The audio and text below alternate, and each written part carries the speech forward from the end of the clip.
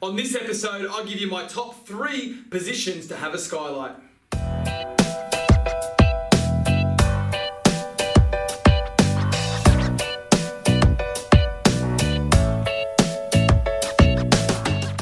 Alright guys, thank you for joining me for another Simone TV episode, and we are talking skylights. Now I always like to recommend my clients when they're doing custom homes, if they can put a skylight somewhere, definitely try and do it.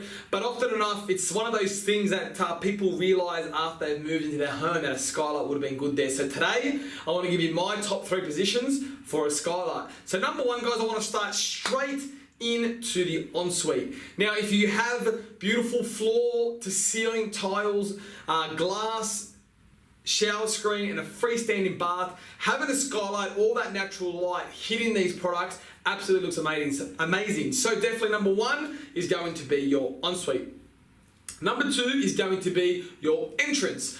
Now, the entrance is one of those places that people feel is a little bit of a dead space. So you want to try and create some sort of features in your hallway, and definitely adding a skylight is one of them. So depending on the type of home that you do have, whether it's single or double story, we can do some tricky things with double stories and even single stories as well too. So if you're having some design questions, you want to ask a question, definitely let me know in the comments below and I'll be able to help you out with that. Number 3 is going to be your main living and dining room areas.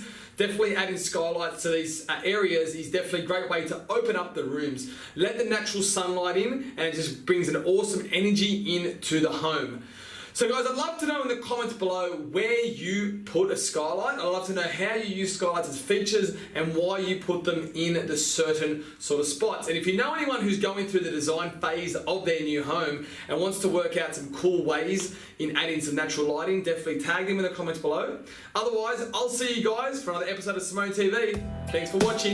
Bye for now.